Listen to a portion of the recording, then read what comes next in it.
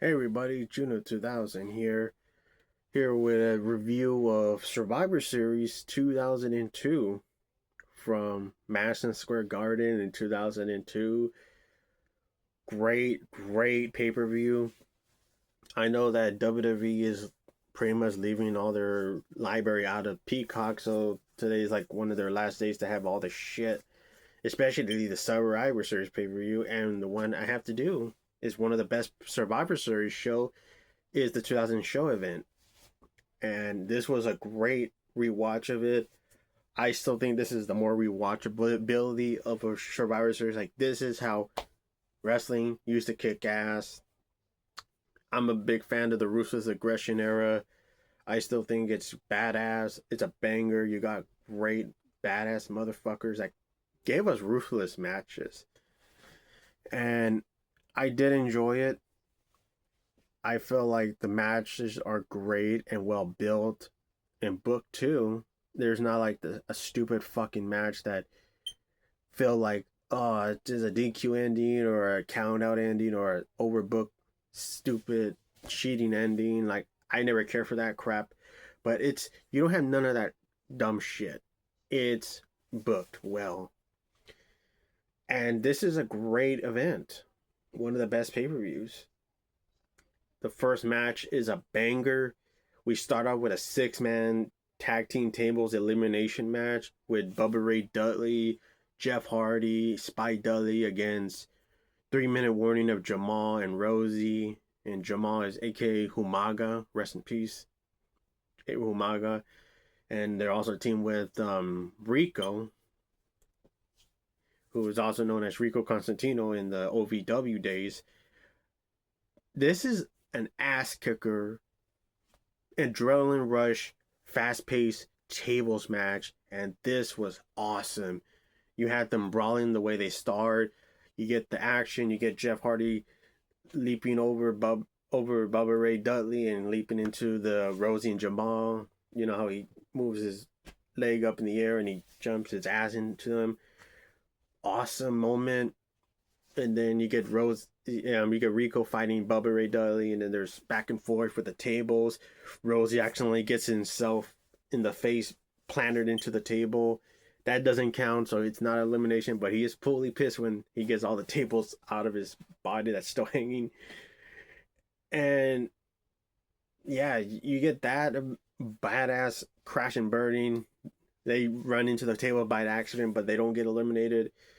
Then they get into outside of the ring fighting, and then Spike Dudley gets brutally eliminated, where he's like, his body's like thrown and picked up by Rosie and Jamal, and they throw him into the table. Very brutal elimination for Spike Dudley. And then you get, was it Rosie beating up Jeff Hardy? He thinking he's gonna throw him on the table, but Bubba Ray Dudley kicks Jamal and Rico's ass, and then they get to Rosie beating him up, punching him, using some weapon to knock him out on the table. And then Jeff Hardy does the badass symbol, and then he does the swanton bomb on the table. Really cool. Badass callback to the Dudleys and Hardys tables match. Really cool callback.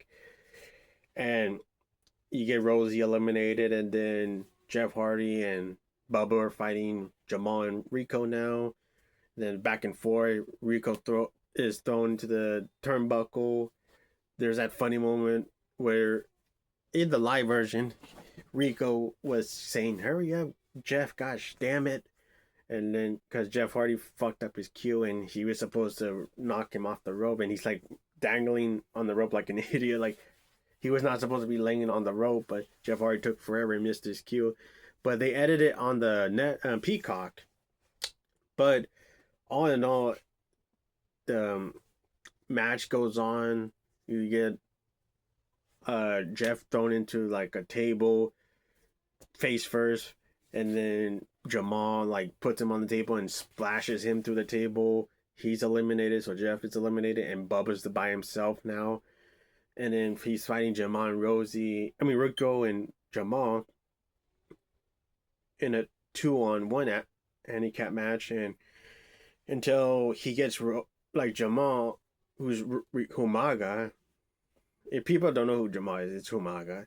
Before Humaga was a thing, but he picked him up. Like there were, I think he was gonna do like a Hurricane Rana on Bubba, but Bubba got him on his legs and picks him up. Like holy shit, Bubba is strong, and he power bombs him and he eliminates it. That gets a cool pop, and then now he's fighting Rico, but Jamal and Rosie are like cheating bastards, so they start beating up Bubba, and then guess who comes out? His brother Devon from SmackDown, and it gets another huge pop, like the biggest, loudest ass pop ever in a wrestling history. And it's just so cool seeing Devon back with Bubba Ray, because around this time, Bubba and Devon were split from tag teams like they did with APA and the Hardy Boys. And people were so happy that Devon came back and he kicked Jamal and Rosie's ass and got Rico set up for the 3D where they got the table. Devon, get the fucking table. And then boom, 3D, and then you get Saliva's music playing. Get the tables. And Bubba Ray's team of Spike and Jeff Hardy won. And I'm like, yes. And this was an excellent, it wasn't slog. It was a fast pace. Even the beatdown that Bubba gets at the end where he's beaten up by Jamal Rosie, it doesn't take forever. It's not like a slog where, oh, it's like they're beating him up forever for like 5 or 6 minutes. Like, no. As soon as they're beating him up, Devon comes out. Like, it's more fast paced. It's well structured, well booked. The right ones won. I thought it was great. And seeing Devon and Bubba Ray reunited was so emotional and epic. Even some people in the events were crying because, like, oh, yes, the brothers are back. The Dudley boys are back. So that was so cool. And then we get like live performance by Saliva singing Always, which their performance was awesome. I like their music of Always, great music. They sing music for WWE's pay-per-views of No Way Out 2009 and even WrestleMania's like 18. They sing Superstar, which is the music that's heard in the Fast and Furious. And ladies and gentlemen, that song is sung in the WrestleMania 23. Those are great songs by Saliva. They're great collaboration with WWE. They usually do great banger songs, and they sing Always where all the feuds are playing throughout the matches. In the music performance where there's like montage of the feuds of Trish and Victoria and Brock and Show, and then the Eliminated Chamber match, like building them up. And then after that, we get the next match, the Cruiserweight Championship match with Billy Kidman against Jamie Noble with Nydia. And of course, Jamie Noble is this white trash gimmick that he has with his girlfriend Nydia.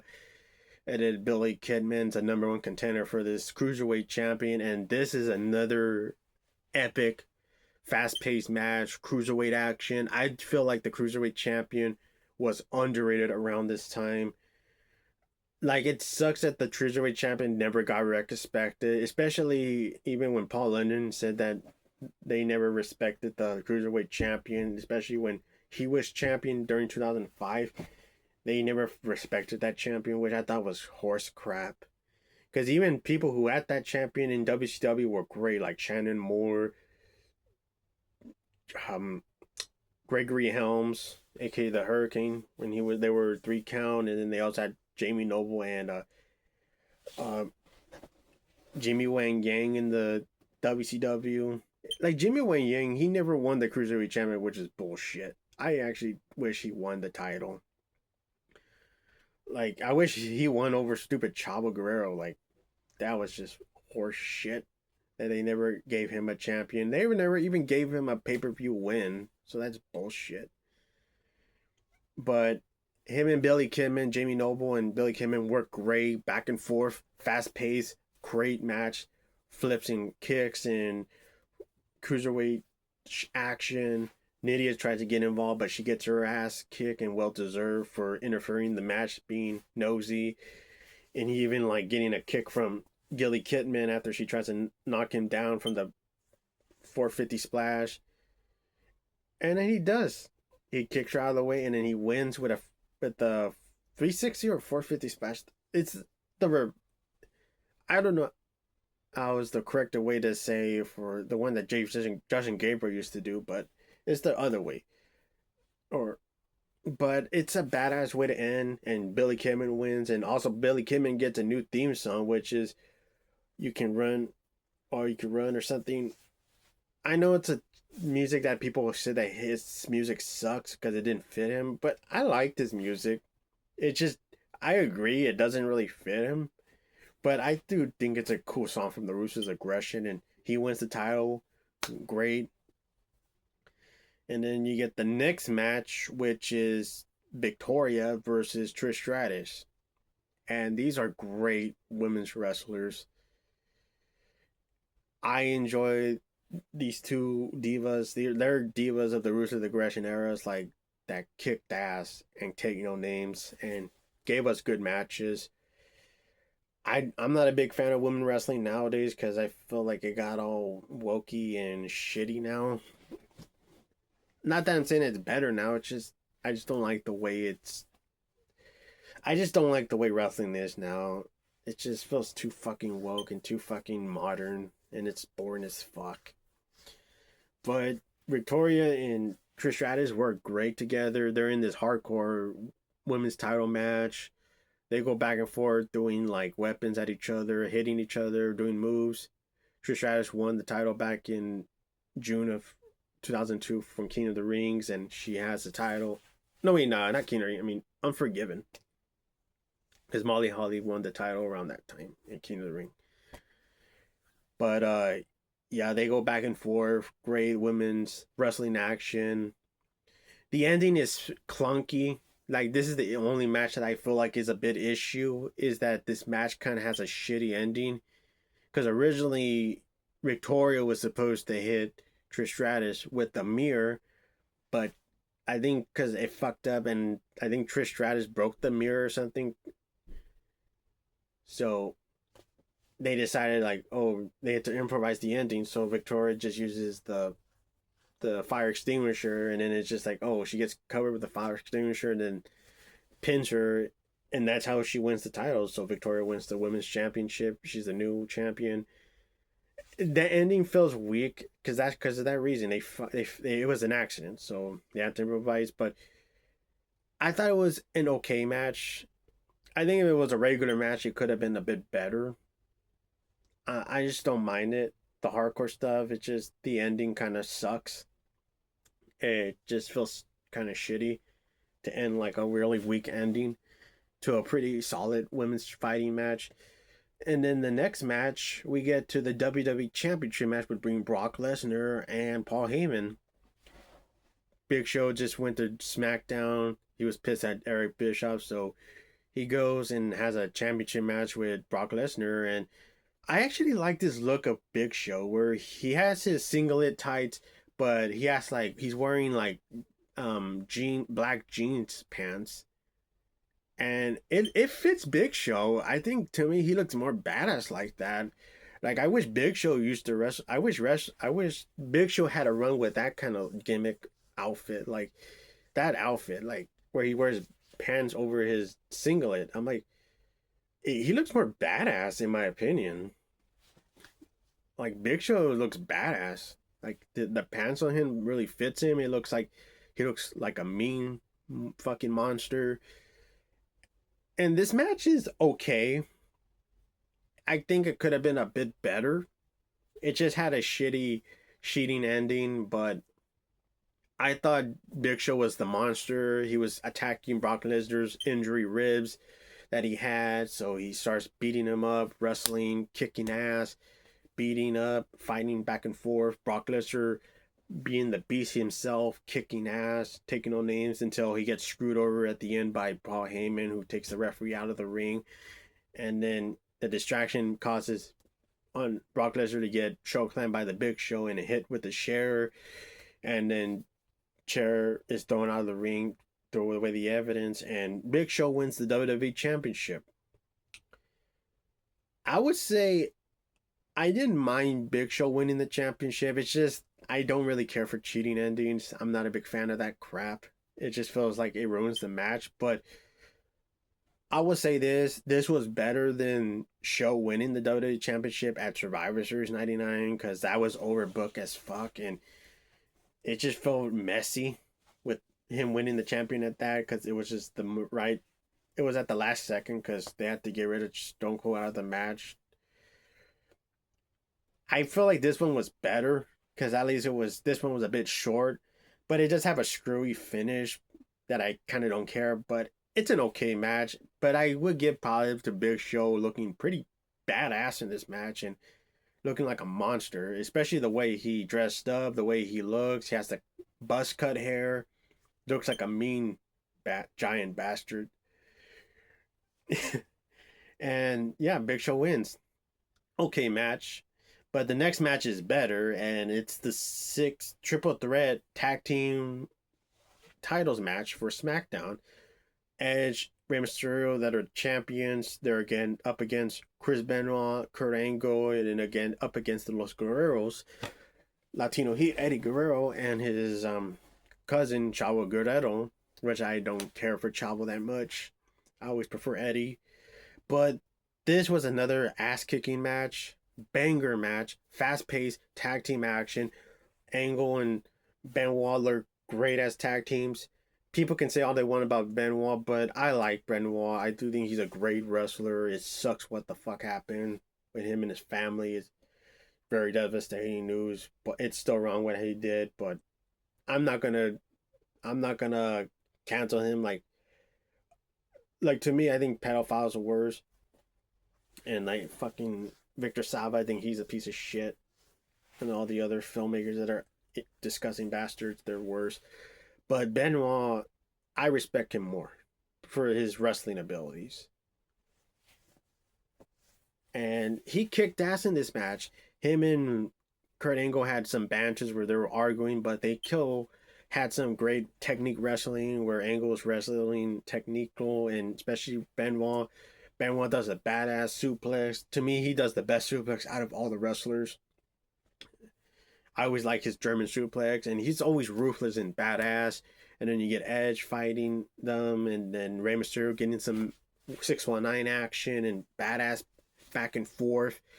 And then Eddie Guerrero and Chavo are fighting too, especially Latino Heat, doing the Tres Amigos. Órale. And yeah, back and forth action. Great tag team match. Like, this is tag team wrestling. I know Rick McMahon doesn't care for tag team wrestling, but I disagree with him. Tag team wrestling kicks ass, especially this match. If you've never seen this match, definitely check it out. It's great. And that was great, and it ends with Los Guerreros winning the tag team titles. Latino Heat and Chavo Guerrero wins.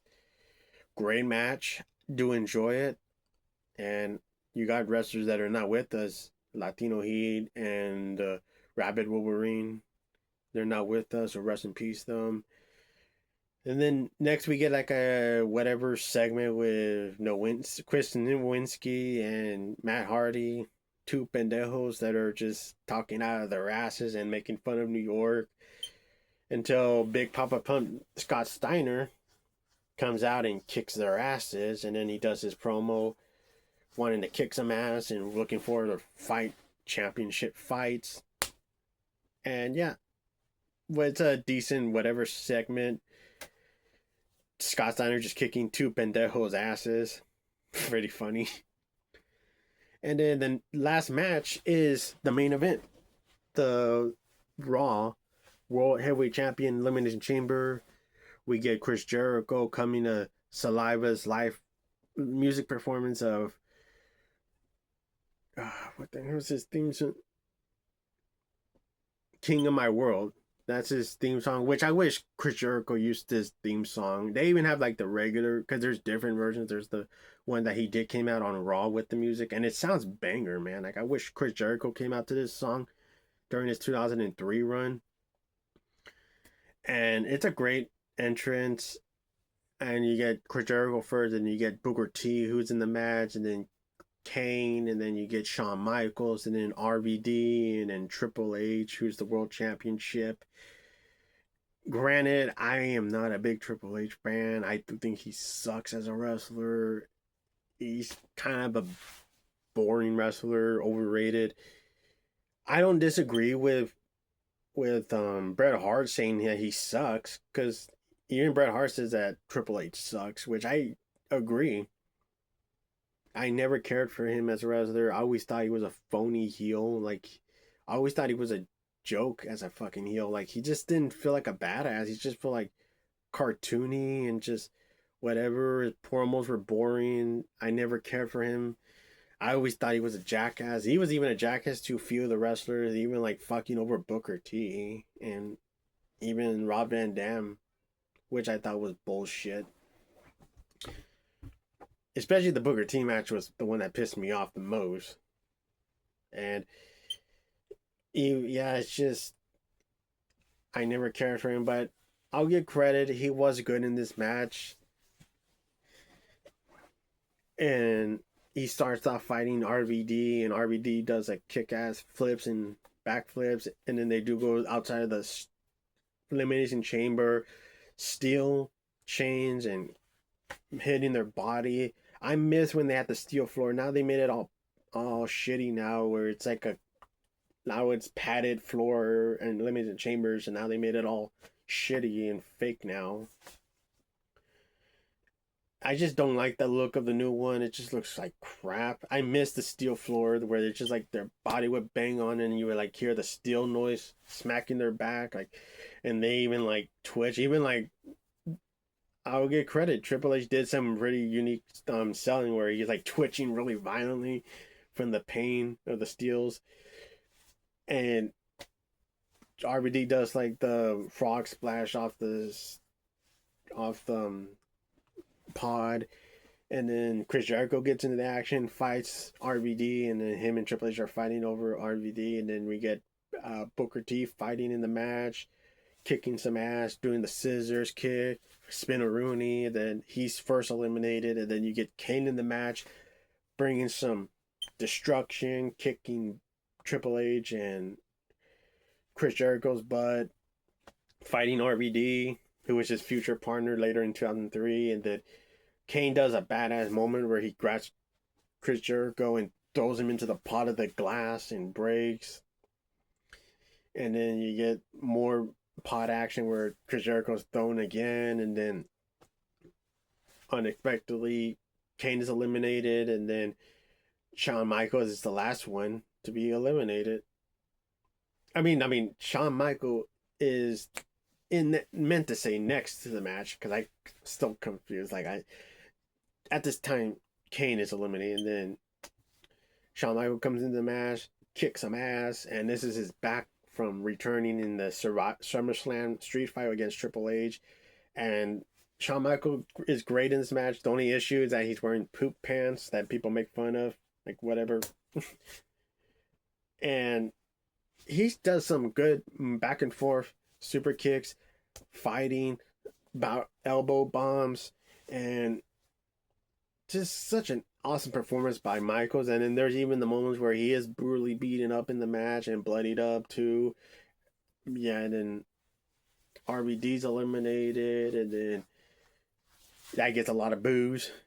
And then Chris Jericho and Triple H are beating up Shawn Michaels, but he kicks their asses and beats them up through the chains and pods and eliminates Chris Jericho. And then now it's up for Shawn Michaels and Triple H to have the rematch, like from SummerSlam, and fighting forth.